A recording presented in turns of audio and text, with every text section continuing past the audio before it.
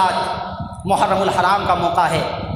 حضرات محترم، میری جانکاری کے مطابق کہ شاید یہاں بچوں کو فقیر بنا کر کے گھمایا جاتا ہے اور بچوں سے بھیک منگوایا جاتا ہے۔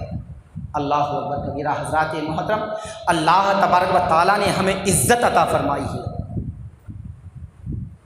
ہمیں عزت عطا فرمایا ہے، ہماری شان کو بلند رکھا ہے، ہاتھ پیر آنکھیں پورے جسم کے اعضاء کو اللہ تبارک و تعالیٰ نے سلامت رکھا ہے اسی دن کے لیے کہ محرم کی پہلی تاریخ جیسے ہی آئے اولاد کے ہاتھوں میں کٹورا دے کر کے اور بھکاری بنا دینا، کہنا ہم حسین کی بھکاری ہیں۔ ارے جب حسین کی بھکاری ہو تو حسین کا بھکاری ہونا غلط نہیں، مگر حسین کے نام پہ دوسروں کے سامنے میں جو خود کو محتاج ہے اس کے سامنے میں بھکاری بننا غلط ہے۔ اگر حسین کا بھکاری بننا ہے تو ان کی چوکھٹ کا، ان کے دل کا بھکاری بننا۔ ہم بھی بھکاری ہیں، خواجہ پاک کے در کی بھکاری ہیں، غوث پاک کے در کی بھکاری ہیں، امام حسین علیہ السلام کے در کے بھکاری ہیں، شہنشاہ کائنات صلی اللہ تعالیٰ علیہ وسلم کے در کے بھکاری ہیں۔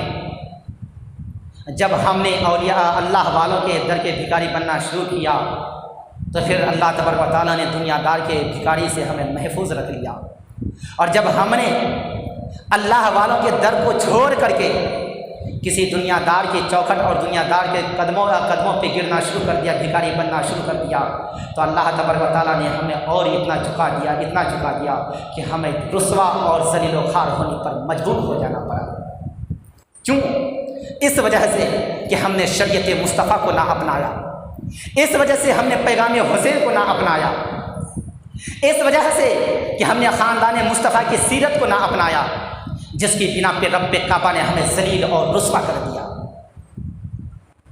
حضرات محترم، مسلمان کو اللہ تبارک و تعالیٰ نے عزت عطا فرمائی، مسلمان کبھی بھی رسوا نہیں ہو سکتا، مگر جب بھی مسلمان رسوا ہوتا ہے، ذلیل ہوتا ہے، خوار ہوتا ہے، تو صرف وہ اپنے کردار کی وجہ سے، وہ اپنی بد چلانی کی وجہ سے، وہ اپنے غلط نامہ اعمال کی وجہ سے۔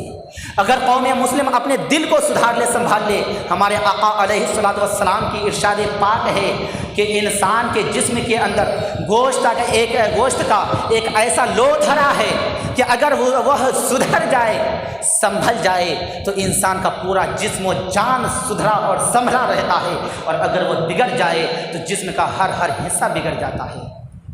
صحابہ کرام نے عرض کیا، یا رسول اللہ، وہ کون سا ہے؟ وہ گوشت کا کون سا لوتھڑا ہے جس کو سدھرنے سے پورے جسم کے اعضاء سدھر جاتے ہیں اور جس کو بگڑنے سے پورے جسم کے اعضاء بگڑ جاتے ہیں؟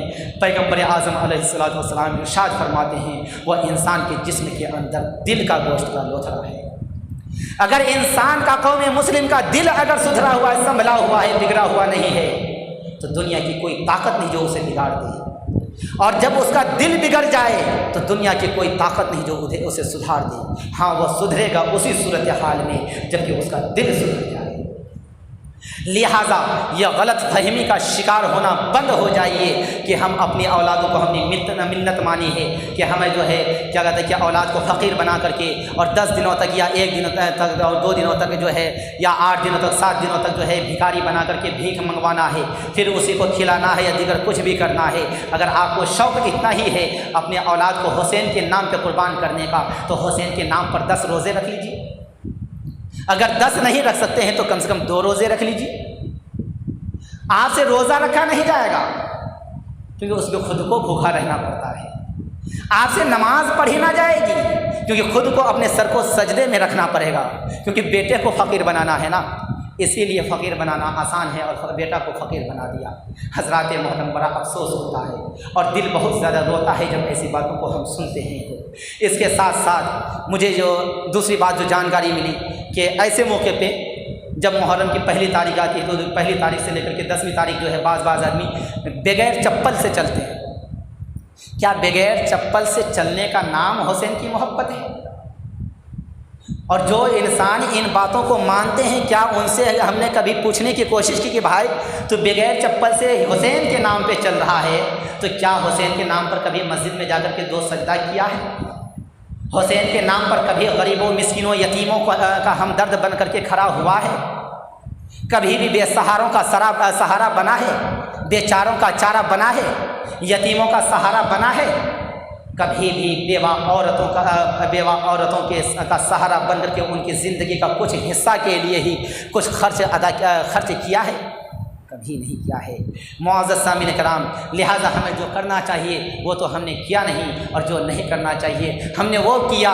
لہٰذا میں آپ سے ریکویسٹ کرتا ہوں، گزارش کرتا ہوں، التماس کرتا ہوں، مؤدبانہ اپیل کرتا ہوں کہ ہم اپنی ذہن و فکر سے ان تمام باتوں کو نکال دیں جو شیطانی وسوسے ہیں، اور تمام ان باتوں کو اپنے تختی دل میں اتار لیں جو ہمارے حسین نے پیغام دے کر کے گیا۔